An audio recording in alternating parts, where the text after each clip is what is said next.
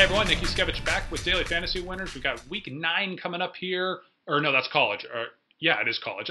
Week 8 here. So we're almost technically at the halfway point for this NFL season. And so I'm going to give out a few plays like I did last week or done in some previous weeks, but for GPP purposes. But what I wanted to do first here was just to kind of show you guys this statistics page I use. They're pretty basic statistics, but I actually had some people asking me like, where did you get these statistics, or how did you do this, or why do you do this, and things like that. So this is just a basic statistics page I made, but the statistics themselves, I'll go through them. They're very basic.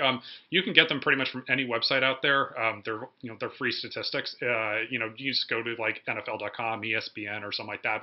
I get these from Team Rankings. Team Rankings is a really good website. They have a lot of good free and subscription-based statistics, or I should say the subscription stuff is more picks and their model stuff, but as far as just these are pretty basic statistics. It's free stuff, and so you can just copy and paste. You could do something similar to this. You can just copy and paste it, but honestly, just knowing like a few basic formulas for Google Docs and how to scrape it and just so it displays for you each week, it's really simple. You don't really have to have like any like hardcore programming skills. It's very simple. And so even if you want to do it that way, but in any case, I'll just show you here just kind of what statistics I will kind of glance at here a little bit on this page. And again, this isn't like anything too in-depth. There's way more in-depth stuff, but this is the stuff I'll just use kind of as like a good reference point to kind of see how these teams are doing in some different areas, throughout the season. It's something I can kind of cross and compare with when we're diving into some of the more specific things when it comes to the players and the matchups and that kind of a thing. So, all right. So here, in any case, so this is color coded, obviously, and I'll go through each one specifically. But obviously, you can see this is color coded. In the white, we have some things related more to points and plays. The light blue here, that's offensive yards per play. The bright green is defensive yards per play. This really bright blue, I guess, if you will, that is yards per play differential, which is just kind of offensive and defensive yards per play combined. The light purple here is offensive and defensive yards per point. The purplish, I guess you will, this light purple more, or whatever, the purple, the more stands out, or I guess we'll just call it pink. And that's the yards per point differential that combines offensive and defensive yards per point. Then we have turnover differential. Obviously, you know what that is. And then over here on the far side here in this bright yellow is offensive rush and pass percentage, and then defensive rush and pass percentage in terms of what percentage of plays you're running via run and pass and seeing against. So just getting a little bit more specific in this. So like this column is points per game on offense. This is points per game defense. This is points per game differential, just combining offensive and defensive combined. This is plays per game. It's not the best way to measure tempo, but it is a way, something you can look at to kind of see how fast a team is going. There's better places to look at that will factor in like, game flow and everything like that for how fast a team really plays. But for example, you can see like, the Denver Broncos right now are running 67.2 plays per game. Part of that is because their defense is really good, and so they're getting off the field and putting their offense on the field a lot of the time. But Denver is actually playing faster this year than they had been in years past as well, from even if you're factoring like the tempo standpoint. So Denver is, maybe they're not the fastest neutral-paced offense in the league, but they are playing faster this year. And obviously the number one ranking for number of plays is factored into their defense really is that good. So that's what that number means. Or like as an example. So, but we're taking a look here now over into the bright blue selection. Offensive yards per play. A lot of the time I will, most people, when they're, when it comes to like, at least when it comes to a handicapping perspective, and it obviously factors into valuing how good teams are and everything, you want to be looking more at things like yards per play as opposed to total yards, certainly. And honestly, even the total points thing, like I just put it in there just so I have something to look at there, but I really don't even look at it that much. I really measure more the yards, but the teams more by yards per play and comparing it to yards per point. And I'll touch on more on that in a second. But so in any case, so this is offensive yards per play, basically how good is the offense in moving the ball. This is offensive yards per rush, offensive yards per pass. Pretty simple. I will move over here to the bright green. It's the same thing. Defensive yards per play, defensive yards against the rush, defensive yards against the pass. So the yards per play differential, that's just combining the the offensive yards per play and the defensive yards per play. So if you just take a look here, obviously the Cardinals, just as an example, they are gaining 5.2 yards per play. They are allowing 5.3 yards per play. And so if you do the math, obviously that means if you combine the two together, it means they're giving up 1/10 of a yard on every play. Essentially, they're basically about even. They're not gaining or losing any ground, but they're very slightly losing ground. So, which is ranked 20th in the NFL. Yeah, and sorry, I should have maybe said that. All these little numbers here next, that are the smaller numbers in like columns like T and V and X and all like that. Those are what they're ranked in the NFL 1 through 32. The bigger numbers here in like columns U, W, Y, AA, things like that, those are what the actual metric is, not their ranking. So just to clarify that, I probably should have done that. So in any case, so that's what the yards per play differential is. That'll kind of be a pretty good indicator just to tell me how good is this team at moving the ball and on offense, and how bad or how good are they on defense and stopping the other teams, and combining the two together, going to kind of get a good evaluation. So the Atlanta Falcons, as you can see, they are the #1 team. If you're wondering why the Falcons were only 3-point dogs, and I think even at some books they were 2.5-point dogs by opening kick against the Patriots last weekend, that's basically why.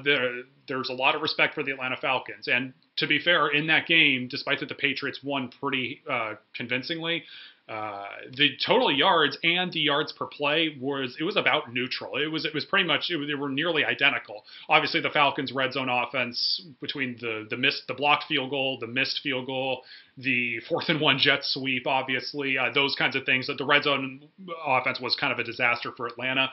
And then you can also throw in the fact that the fog was kind of made things a little bit weird as well, if you want to as well. And so, is New England a better team than Atlanta? Maybe they are, but at least it's tough to evaluate that in just one sample. But the two teams probably are pretty close to even, or they're probably pretty close to the same one way or the other. And so Atlanta's obviously a very good team.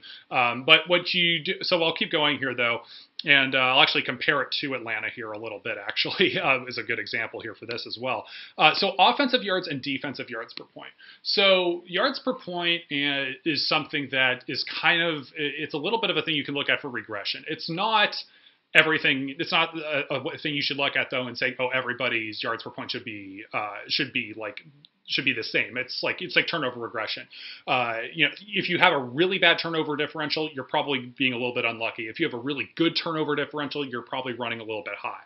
But that doesn't mean everybody's mean turnover differential should be 0 at all times. It doesn't work quite like that. It's not 100% variance. Yards per point is a little bit in the same category as that. And so all offensive yards per point does is tell you how many yards are you having to gain on offense for every point you're scoring. So if you have a really low yards per point, let's find the team that's ranked #1. That's the Detroit Lions. The Detroit Lions are #1 in yards per point. They only need to gain 11.1 yards of offense for every point they're scoring. So why would there be variance in that? That means they're running hot is basically what that means. And so why is that? If their yards per point is really low at 11.1, that means that Detroit is probably having a couple things going their way. One is that they are running hot in the red zone, that their red zone offense is really hot. Another thing that's very likely is that they have really good field position, which isn't usually something that's sustainable on a week-to-week basis. Yes, you can be a little bit better, like I said, than another team, but you shouldn't be substantially better at the same time. And then the last thing that you can be doing is just having really good turnover differential, because if you're forcing turnovers, that means you are probably getting the ball more likely in good field position. The more you're forcing turnovers. And so that's usually just something that doesn't sustain over time. And now on defensive yards per point, if you have a really low yards per point on defense, that means you're running really bad. So, for example, here the Cleveland Browns, they are 32nd in both categories, actually. But so it's really low on a defensive yards per point. So that means for every 12.6 yards a team is gaining on the Browns, that's how much it takes for them to get a point against them. And so it's kind of the same exact thing in the way I described offense, except reverse because you're on defense. So if you have a really low yards per point on offense, that means that you're running hot. And if you have a really low yards per point on defense, that means you're running pretty bad. And it's the exact flip flop if you want, if you're running really really bad on offense and really good on defense. It's the same kind of thing. And so that's what these two things will tell me. And then yards per point differential just combines the two together. So if you want to know who is technically running the best in yards per point right now, differential, it is the Buffalo Bills. The Bills right now have a very good record. But if you look at the Vegas lines each week, they are usually not power rated, or they're not rated at the sports books as, one of the top 5 teams in the NFL. I'm not sure where they exactly would be rated at what book. It's middle of the pack. They're somewhere in the middle of the pack. And so this is something that will tell you a lot of the time, how hot a team kind of can be running here.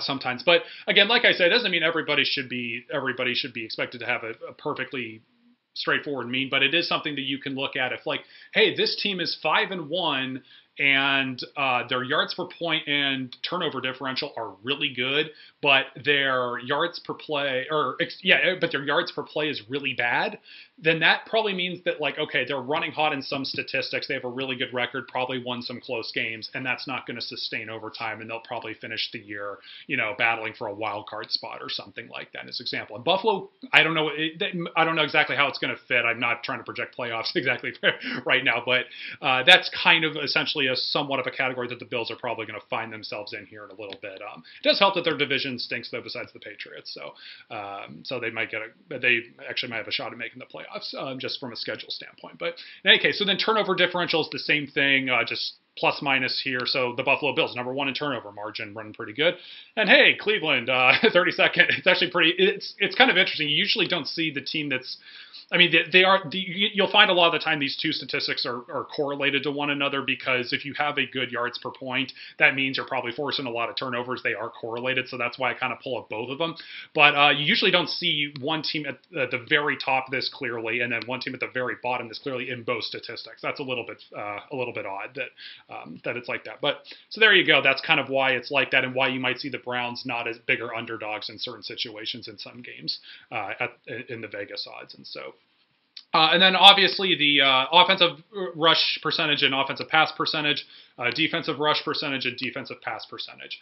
That's pretty straightforward. It's just what percentage of plays you're running on offense via run, pass, and then defense is just how often you're seeing run plays and pass plays, and what kind of opponents, how are opponents attacking you essentially is what that'll tell you. And it might give you a slight insight to maybe how opponents are game planning for this team and what they think are good and bad of a certain defense. But you can also definitely look at schedule, especially when it's earlier in the year, because sometimes the statistics don't mean that much early in the year, because it's a very small sample size. So it's something to factor in. But so just number 1 offensive rush percentage, it's the Jacksonville Jaguars. No surprise there. Obviously, they're not letting Blake Bortles throw it very much. They did a little bit more last week, actually, and they carved up Indianapolis pretty good, but that's Indianapolis. And the Colts actually have the worst pass defense in terms of yards per play. So it was a good time to throw it a little bit more against them anyways, even though Fournette was out last week. And so that'll give you a little bit that basically gives you an insight to what this little sheet is. That I use for it. And it's just, again, like I said, certain things I'll glance for just in terms of okay, what are the sports books thinking here, as far as what the way they're lining certain games, or maybe I can find a certain angle of a matchup that'll be okay, this running back hasn't been that good the last few weeks, but they're going up against a team that maybe has a really bad yards per rush in terms of defensive yards per rush, and the defense they're going against has a really good yards per pass attempt, and so and maybe he'll be a little bit under-owned or something, or underplayed, and so that's sometimes a little bit of a thing I'll look at here to sometimes glance at in terms of giving out some picks and everything like that. So anyways, that's the sheet, and I will just throw out here a few picks quickly here, one at each position quickly. So for quarterback, I like Ben Roethlisberger this week. I'll just show you why here on this sheet really quickly. This is the Detroit Lions, number 9 in yards per rush attempt allowed, and then 25th against the pass. Roethlisberger is fine. I don't get why people are so anti-Roethlisberger, other than what the media's kind of done with that Jacksonville game. Jacksonville returned 2 pick-sixes, and Roethlisberger, like, if you go back and watch that, he 2 pick-sixes. 1 pick was really bad. The other was just more unlucky. Another one of the interceptions early on was just a hell of a play by the defender. And then one of them, the receiver ran the wrong route and actually wasn't even on him. And then the last one at the end of the game, he was just forcing it because they were down 2 scores with like a couple minutes to go, and he was just trying to score at the end. So, like, Jacksonville's defense obviously extremely good, of course, as well. And so he had a bad game, and the Jacksonville's defense is really good. I just don't think it was as bad as people made it out to be, since Pittsburgh outgained Jacksonville pretty easily in that game. I think even with Fournette's run at the end of that game, actually, that Pittsburgh still outgained him. And so I don't think Roethlisberger has been nearly as bad as people are making him out to be. I think he's due for some touchdown regression. It's kind of funny because last year Le'Veon Bell ran bad in the touchdown department and Roethlisberger ran pretty well. And it's kind of flip-flopped here so far this year. And so the truth is somewhere in the middle. And so we're going up against a Lions defense, Sunday Night Football. Much worse against the pass, against the run. I'll go with Roethlisberger here as far as the GPP play goes. Should be under owned. And I still think has a good upside. I mean, he throws it to Le'Veon too, of course. So as far as running back goes, I know this guy's kind of on the expensive side, but Devonta Freeman for GPPs. And just because with Le'Veon, Ezekiel Elliott, and LaShawn McCoy all doing extremely well last week and all more expensive than Devonta Freeman, and Freeman obviously didn't have like the greatest game at New England. He didn't score. That's basically the problem. But they were also trailing in that game, and so I don't think the Falcons, the Falcons likely won't be trailing against the Jets, or if they are, it won't be by much. And so the Falcons will be able to run it against the New York Jets, and the Jets are, where are they? They are 21st against the run, and they were a little bit worse before last week. That's when I gave out Jay Ajayi as one of the GPP plays. Best I can say is my bad on that. I'm done. I'm kind of done with the Dolphins as far as a running production goes. Their offensive line is so bad. I don't think Ajayi is bad at all. I think it's purely the O line. If they can't run on the Jets, they're not going to run on pretty much anybody this year.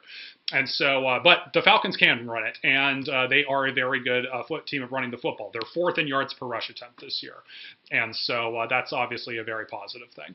And so, Devonta Freeman for a pick in GPPs. And then as far as wide receiver goes, Juju Smith-Schuster.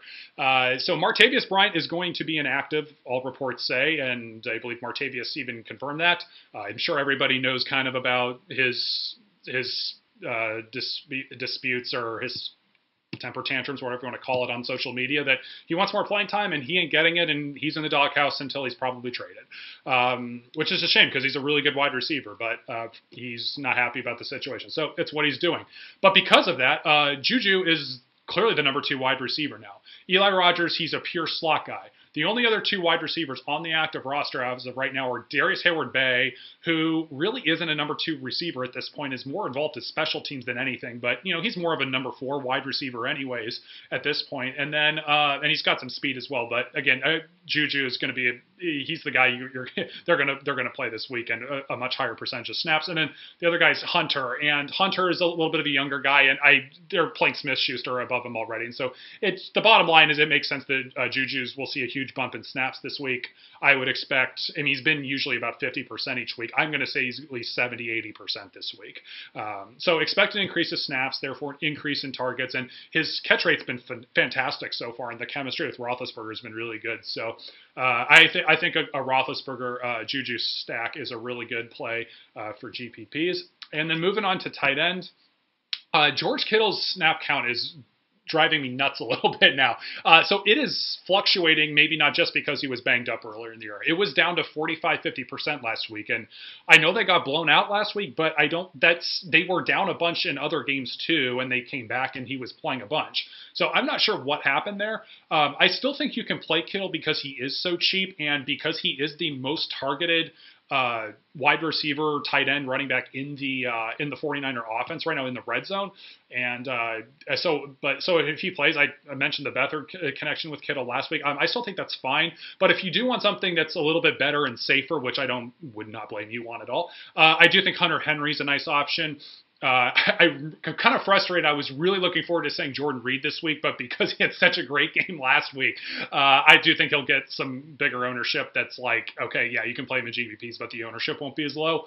Hunter Henry's probably will still be a little bit on the lower side, and the Patriots' pass defense obviously is not very good. And actually, if I'm not mistaken, they're one of the worst. They're up to 31st against the pass. Henry's obviously a tremendous red zone target or tremendous red zone option for the Chargers offense. I'm sure they'll be throwing it a bunch against New England. And so Hunter Henry, George Kittle, kind of 1A, 1B for some GPP options, I guess, a little bit. And then as far as defense goes, I'm actually, to be fair, as far as defensive GPP options go, I know a lot of people I heard from with the Bears last weekend. Thank goodness the weather was bad, and thank goodness the Panthers were not taking care of the football, because we certainly wasn't expecting 2 defensive touchdowns, but that's awesome. We'll take it, of course. And so glad that one worked out for everybody. But so I will just say for this week, I don't really have any really cheap defenses I'm eyeing this week. The top defenses this week, as far as the Seahawks, the Eagles and everything like that, those defenses, the Bengals, I guess, too, in there, they're the best options, clearly. If there is a defense that's a little bit cheaper I would throw in here, it actually is Pittsburgh. And that's because Pittsburgh has forced the 2nd most sacks this year, and Detroit's allowed the 4th most. It's just a really good sacks matchup, and the over-under actually is only 45 in this game. It's actually a little bit lower than I was expecting, and so that's a good sign, actually, for Pittsburgh getting the full 3-point favorite on the road and being a low-scoring over-under. Obviously, Pittsburgh's got the number 1 pass defense as well, or number 1 overall defense, They have the number 1 overall defense and the number 1 pass defense so far this year in terms of yards per play. So not a bad idea for a GPP option. I know it's on the road and everything like that, and it's indoors and everything. There won't be any sloppy play as far as weather or anything like that. But as far as a GPP option, that's probably the best I've got here as far as something that might sneak under the radar a little bit. But in any case, that's it. Hopefully this stat sheet helps you out a little bit if you want to just have some extra things to look at in your weekly preparation. Again, it's nothing too analytical. This is stuff you can acquire very easily for free pretty much anywhere, and you can make your own sheets and everything like that. And so, and hopefully the picks work out. And if you like this stuff, please remember to like and subscribe to the YouTube channel and the videos and all that. And so I'm at Nick Yuskevich on Twitter, and DailyFantasyWinners on Twitter at DFantasyWinners. All right, good luck, everyone.